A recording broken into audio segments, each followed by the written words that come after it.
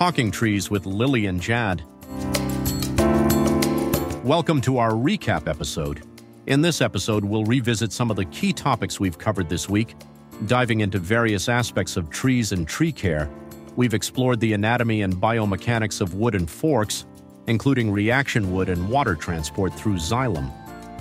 We've discussed tree climbing safety, methods for assessing tree stability through tensile tests, and how trees impact safety in urban environments, and much more.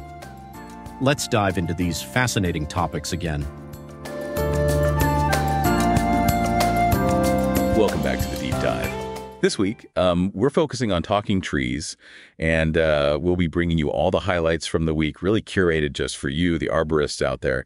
Get ready for a rapid-fire rundown of their latest episodes, Monday to Saturday, all packed with really practical insights that you can use in the field. Exactly, yeah. It was a really interesting week, filled with practical tips, scientific deep dives, even some thought-provoking discussions about the role of arboriculture in our communities. So let's jump right in. Monday's episode, Xylem Deep Dive, caught my attention right away.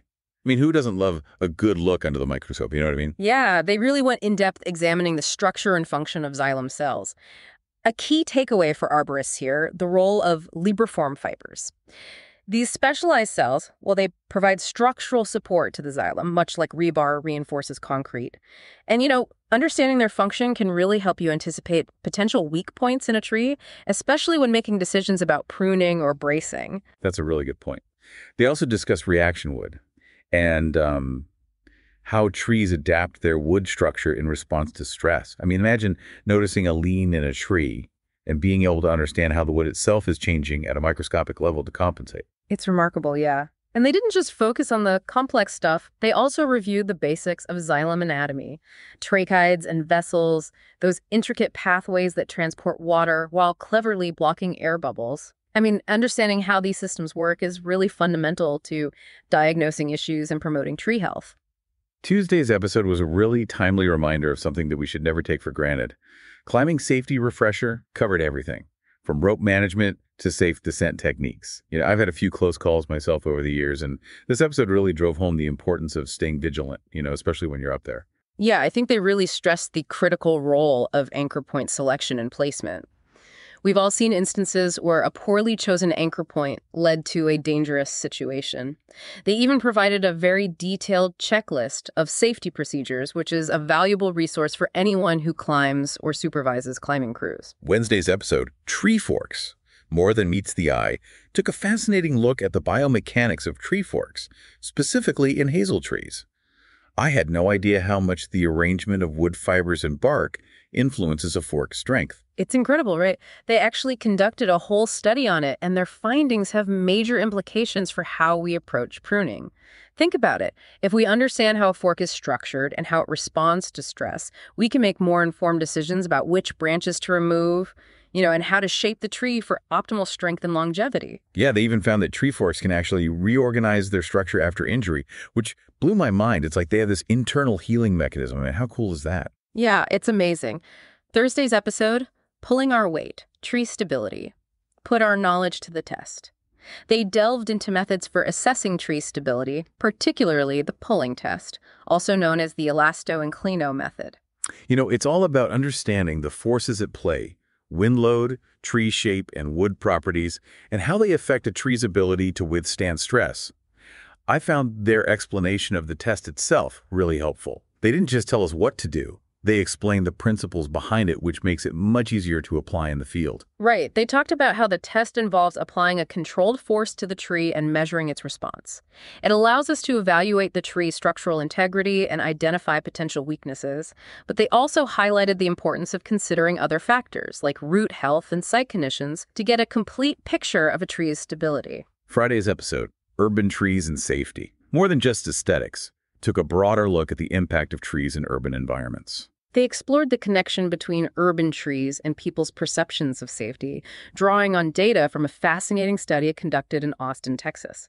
It turns out that trees can actually make people feel safer at night, but there's a catch. It only works in well-maintained, clean areas, right? Yeah. In neglected areas, trees didn't seem to have the same positive impact. Yeah, which makes you think about the bigger picture, how tree care and urban planning are really intertwined and how social factors play a role. Absolutely. And finally, Saturday's episode, Veteranization, Giving Trees a Head Start on Old Age, introduced a concept that I found absolutely fascinating. It's a proactive approach to tree management that involves mimicking the natural aging process in younger trees to create habitats for insects and fungi that typically rely on old, decaying wood. I love this idea. They discuss techniques like creating artificial cavities, simulating insect burrows, and even inoculating trees with specific fungi. They highlighted some promising research on veteranized oaks, showing that these techniques can indeed boost fungal growth. However, they also caution that it's not a simple fix, and more research is needed to determine the long-term effectiveness and ecological implications of veteranization. It's fascinating, how Talking Trees manages to connect these seemingly disparate topics, from the intricacies of xylem cells to the broader social impact of urban forestry. I agree. This week's episodes really highlighted the breadth and depth of our field. It's not just about pruning and removals, it's about understanding the complex interplay between trees, people, and the environment. Speaking of complexity, that episode on tree forks really got me thinking. It's amazing how much we can learn just from studying the biomechanics of these structures. Absolutely. As arborists, we make decisions about tree forks all the time. And this episode provided some really valuable insights into how those decisions can impact a tree's long-term health and stability. For example, they talked about how the angle of a fork can affect its strength, A narrow fork with a sharp angle, well, that's more prone to failure than a wider fork with a more gradual angle. That's definitely something I'll be paying closer attention to in the field.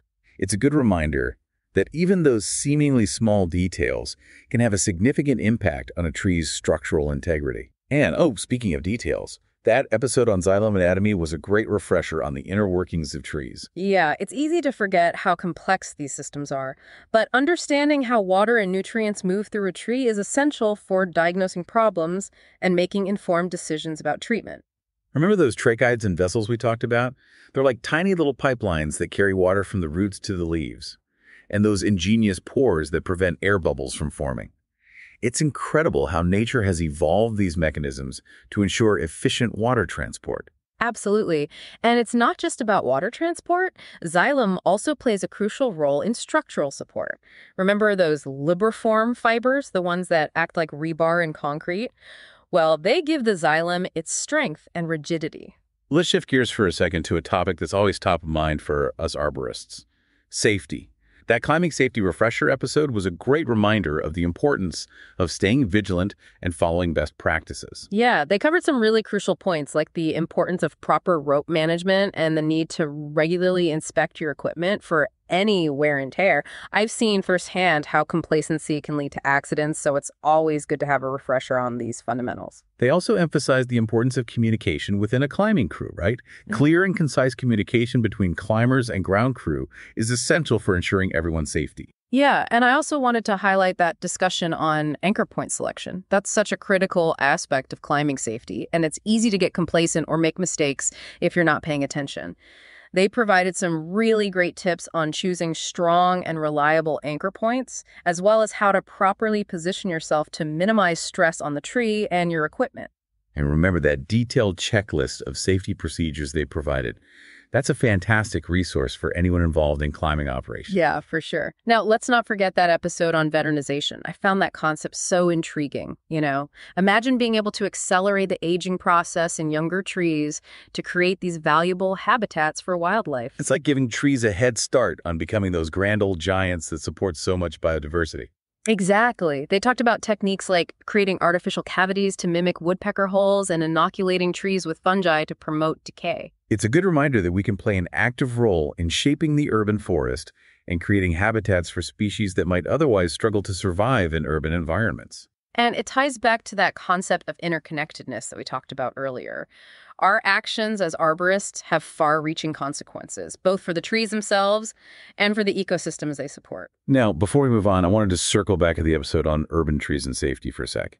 It really struck a chord with me, especially that finding about trees having a greater positive impact on safety in well-maintained areas. It really does highlight the crucial role that we play as arborists in shaping the urban landscape.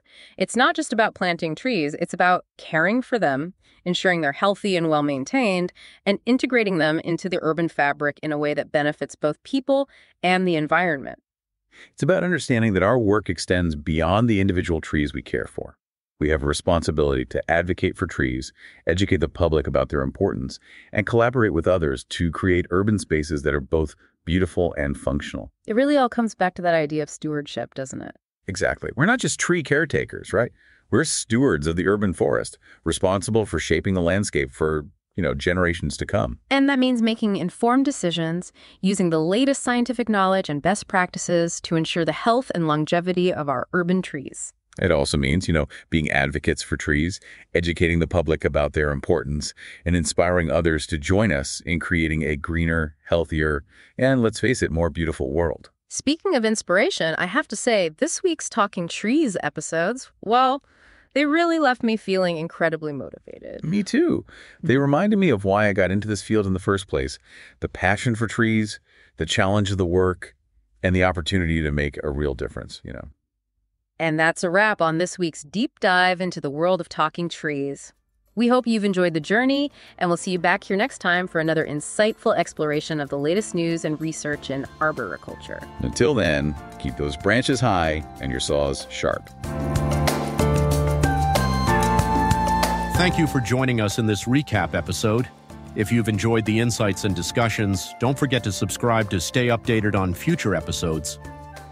Your support means the world to us, so if you'd like to help us continue bringing valuable content, consider supporting us on herohero.co/talkingtrees. Every little bit helps us keep these conversations going. Until next time, keep exploring the world of trees with us.